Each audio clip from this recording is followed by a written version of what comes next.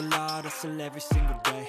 I'll be making moves till I'm buried in my grave. All right, guys, welcome to another episode of Real Estate Talk. My name is D Realtor, J Investor. J Investor. How you doing? And today we're going to talk about going from 1 to 2 properties. You know, the whole process. The way we took out money from another property in order to buy property number 2 a little quicker. So, J Investor with Capstone Home Solutions, he's going to break down that process. Yeah. So first, just a little talk about like from going from 1 to 2.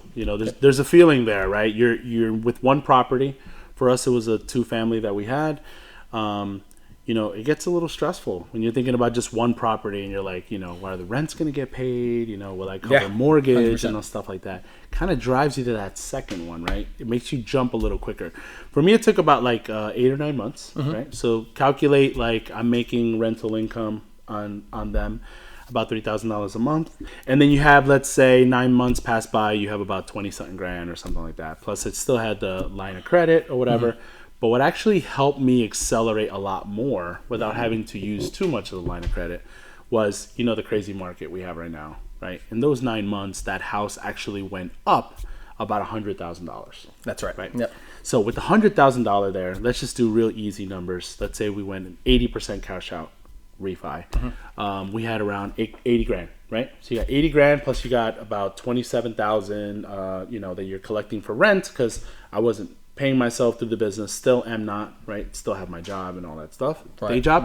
Right. But at this point, I have about 100 grand, 100 grand to invest for the next one. So what I said is, I'm going to get rid of the worry of having to focus with one house. Let's go into the second house, right? With that different amount of money, the mortgage went up on the first one a little bit. I think it probably went up about maybe $250, $300 or so. Okay. But remember, every house I bring in brings in another $3,000 a month. Correct. Right? On just easy numbers, $3,000. Okay. So for me in particular, you remember this house. We went into it. This was probably after another 20 houses or so we were looking at. We had an open house. And you know how much I hate open houses. Yes. Because it's a lot of competition and things like that. You and I both showed up. We had to show up with a mask, remember? Yeah. Still during COVID times and stuff like that. Real heavy with the mask protocol. And we didn't even see the second floor. Yeah. Or the first floor. Correct. And I said, this is perfect to buy. Yeah. I'm buying it. But we ran the numbers. And something to keep in mind, sometimes you go into a deal, keep this in mind, you're going to know that the market rents work out. That's why you need a good realtor to understand. D-realtor. You need D-realtor. He's D-realtor. You need to know the market rents. Right. Because maybe day one, it's not a perfect scenario. It doesn't match that $3,000 formula that we're talking about. Exactly. Right? But sometimes a couple of tweaks here and there, tenant looks to leave, you can raise rent a little bit after a couple of repairs. Right. You get to your magic number. And I feel like we found a lot of success because we actually talked with the tenants before even taking over, right? Because a lot of times they had really bad landlord that just was negligent and didn't want to fix absolutely anything. So I feel like that conversation really helped us set up a really nice, relationship and like a foundation with the tenants. Yeah. So that way they're just like, hey, they trust in us, we trust in them. And we can definitely dive into another episode on that. But there's there's so many things that you think about that can go wrong. But I just feel like it can all be avoided just with good communication. Yeah. And at the end of the day, it's a family, right? 100%. You're walking in there, there's a mom, there's a dad, there's kids. Right. Hey, do you want to stay here if I buy this property? Yep. That's it. Simple question.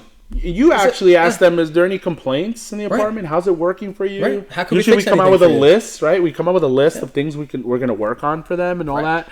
And we kind of tag team that, and it works out really well for us. But I think we connect with the people. 100%. Right? So we gain new friends. They add to the actual family of our tenants and stuff like that.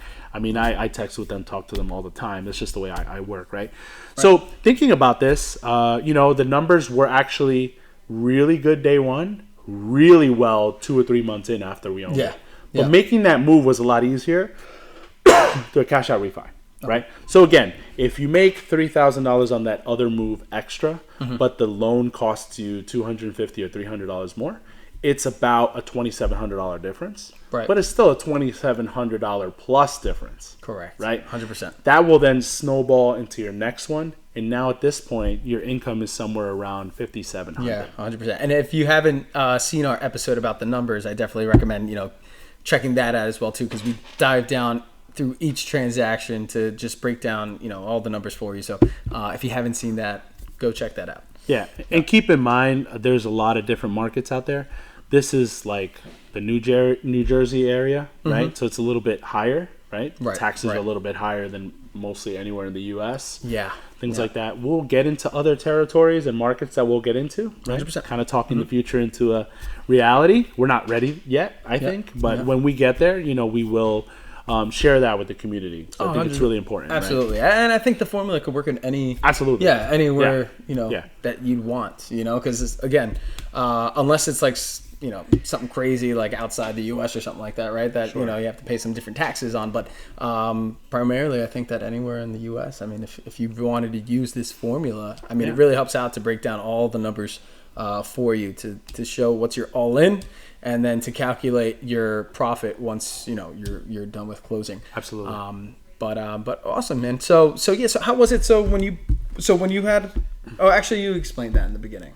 Yeah. I'm sorry. Yeah, you explained how you took a home equity loan. Yeah. No, actually, I did a cash out refi. Cash out refi. That's because the value went up. $100,000. In this scenario, it went up $100,000. Got it. So there, I was able to grab 80. Plus, I already was collecting rent. So 80 plus 20 something, whatever. Let's say it ended up being $100,000. Awesome. So with that $100,000, I took that towards the next house. You figure houses in the areas we're investing somewhere around $400,000.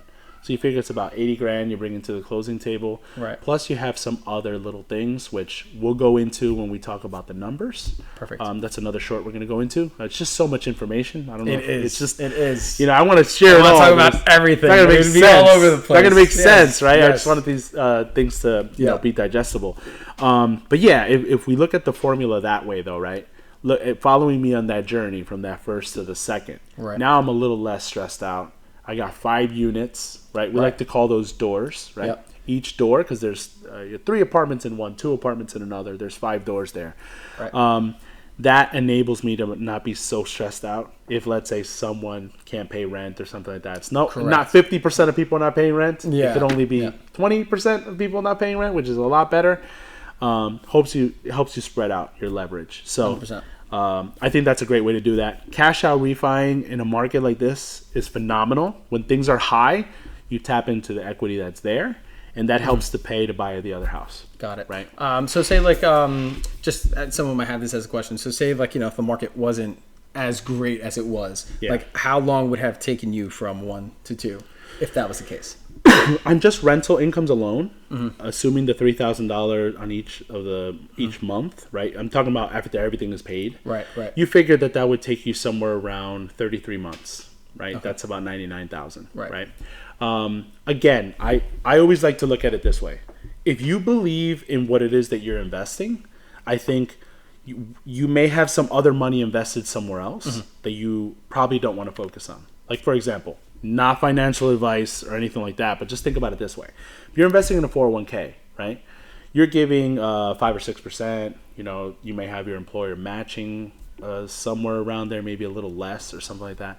That's a small percentage of your paycheck you put into the side. Right. The growth of it after 30, 40 years is going to be pretty good, but it's not going to move more than, it's proven, anywhere between 3 to 5% on an incline or whatever. So it's going to be good, right? But we don't need that money 30 to 40 years from now, right? We need it more now, right? Right. So real estate has one of the highest ROIs, right? Yep. Top 1% have always been on the real estate side of things like that. So it is a proven model. If you go down that way, putting in $3,000 and taking you 33 months to get that back on a very conservative way, at that point, you would still jump into your second house. By year 5, year 6, this can still multiply to where you have 3 or 4 houses. 100%. Yeah. And for most people, to say 5 years from now, Dave, you're going to be making $15,000 a month free and clear. Yeah. That's awesome, right? Let's say you had no other plan. That's not a bad plan, right? 100%. Yeah. But at the same time, if I tell you, Dave, today, let's analyze your portfolio. Yep. You have a 401k. Your wife may have a 401k. right? Which is enough maybe to buy one, maybe two houses right now. Or you have a home that you have lots of equity in, like I did, and I was able to get 3 houses in one shot, right? With that, Yep. that could be an option. I mean, that instantly gives me a $9,000 raise overnight. Yep. You know, most people, I'm telling you, because I was there, I'm still there. You fight for 3 to 4 or 5% at your job, you know, Right. and you beg your manager to give you 3 to 4 or 5% of your job. Yep. But here you're saying $9,000, just go buy these 3 houses, done, right? Not to mention you raise rents every year, because just the way the market's going right now, the way the industry is, rent doesn't go down, it just goes up. But also taxes on the property side go up also, so you have to accommodate for that. So it's this little battle there. But all these things together allow you to take control of what you want to do, right? Understanding what your purpose is, what you want to try to get accomplished, which we'll also have a short on as well. I think it's very important that you understand why you do something, why you want to do something. Yeah. You know, your kids, your family, your future, your legacy, right? It's really important for that. So we want to dig deeper into that. Make that very strong, right?